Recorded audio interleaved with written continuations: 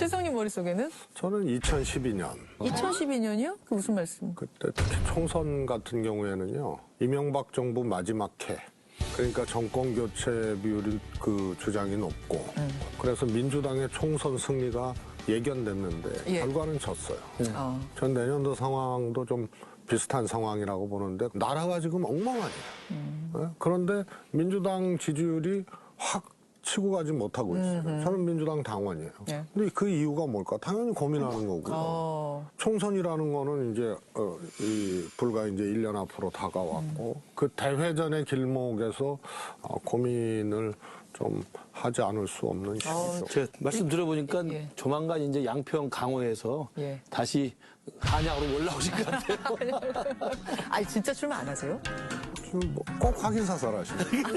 최재성 수석은 불출마가 아니고요. 정계 은퇴를 하셨잖아요. 그런가요? 그러니까 제가 볼 때는 출마냐 불출마냐를 지금 뭐 선택하라고 하기 전에는 정계 은퇴를 먼저 번복해서 양평에서 떠나 나오시는 게 우선이고. 한양으로? 제가 볼 때는 민주당의 정말 가장 두각을 나타내는 전략가시기 때문에 네. 민주당이 지금 헤매고 있는 상황에서 최재성 수석 같은 제갈공명이 분명히 필요하다고 봅니다. 한양으로 오실 것 같은데요? 저는 말씀에 흔들리지 않아요. 그리고 일단은 틀렸잖아요. 저에 대해서 관심이 없어요. 남양주 대 양평이에요. 아, 이거 다시 해야 돼.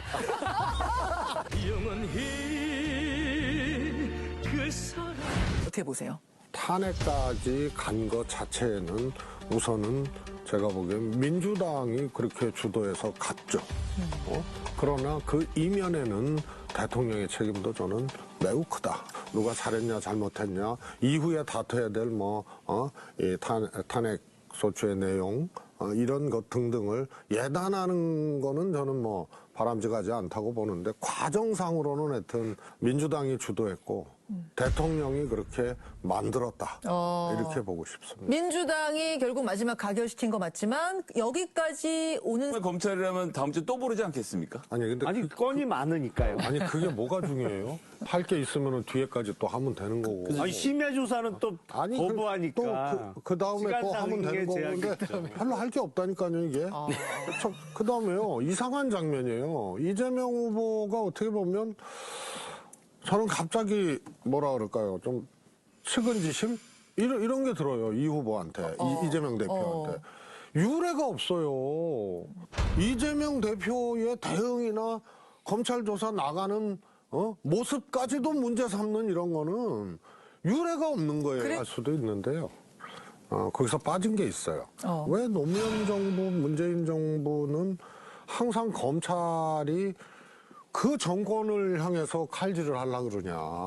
노무현 대통령도 되자마자 최도술 구속, 안희정 구속, 그리고 끝날 때까지 노무현 정부 검찰에서 흔들었죠. 문재인 정부도 마찬가지거든요. 뜻대로 된 게 아무것도 없어요. 대장동 수사가 문재인 정부 임기 중에 시작된 거는 맞는데 검찰이 문재인 정부에서 그걸 잘해라 말해라 하지도 않지만 그렇게 말 듣고 그러지는 않아요. 근데 소위 적폐 수사 과정에서 검찰이 당시 현직 검사들을 상대로 얼마나 혹독하게 수사했는지 아시면 그 말씀은 맞지 않아요. 그러니까 검찰은 항상 검사를 봐준다, 전직 검사를 봐준다, 그건 맞지 않아요. 열심히 하지 않고 있다는 건 저도 공감합니다. 아니 처음으로 조금 우리 김영남 의원님하고 조금 논쟁적으로 그 적폐청산 과정에서의 검사는요 안 할 수 없으니까 한 거예요.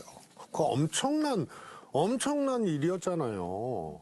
그다음에 과거에도요 비리로 구속된 검사들 있잖아요. 네. 안 할 수 없으니까 한 거예요. 룸사롱 가가지고 그 옵티머스인가 뭔가 하여튼 그 접대 받아가지고 한 사람 99만 원에 맞춰가지고 기소하는 검사 아니에요? 그러니까 곽상도 50억 무죄에 검찰 수사 미진이라는 게 이유가 있어야 될 거 아닙니까? 왜 그럼 미진하게 했을까? 문재인 정부였기 때문에 그렇다. 그거는 말이 안 되고요. 이게 엄청난 일이기 때문에 다 검찰 관련된 사람이고 특히 박영수 특검 같은 경우에는 아시다시피 윤석열 대통령 또 거의 이제 멘토였잖아요. 끌어준 사람이고 계속 관계가 있고 또 이 사건 초기부터 하여튼 부산저축은행부터 하여튼 검찰의 냄새들이 그냥 쭉 나는 거 아니에요. 받은 사람도 검찰이고 근데 그냥 검사도 아니고 고위직이고 핵심적인 권부에 있었던 사람들이고 초기에는 윤석열 대통령도 부산저축은행 당시에 등장을 하고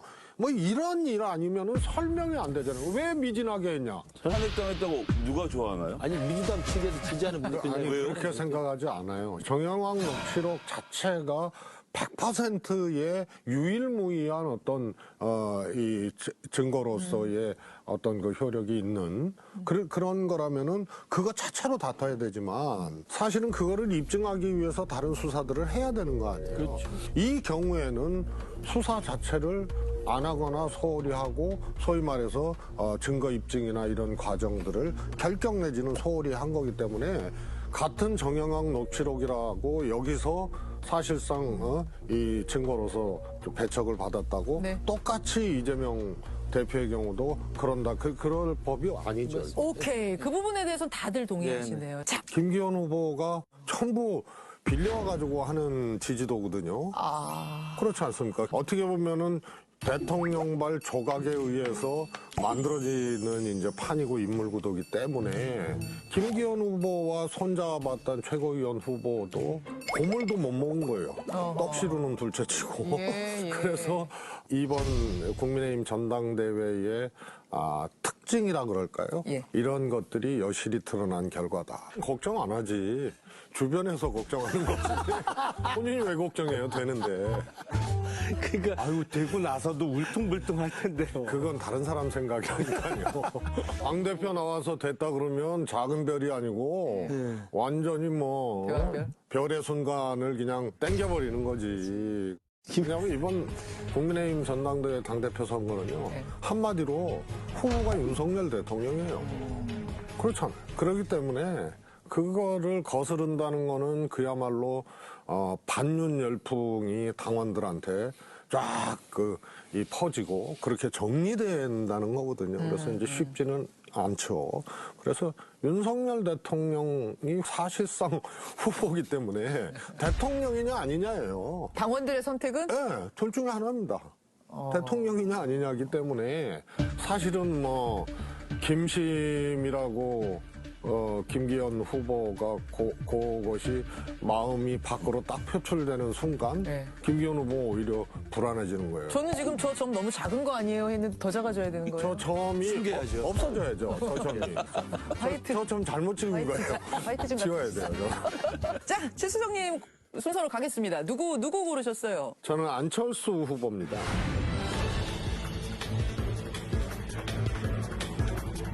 저 안철수를 선택해 주십시오.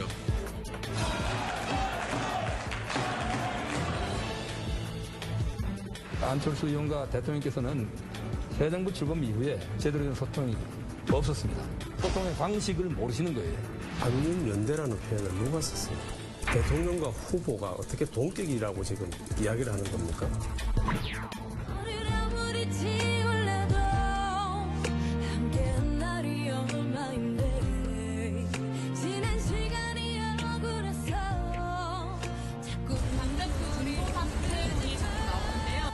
절대로 김기현 대표님 사퇴하시면 안 됩니다. 끝까지 함께 대결했으면 합니다. 김기현 후보가 아니라 본인의 선택으로 꼭 나오고 1위 후보 사퇴하시는 거 보셨습니까?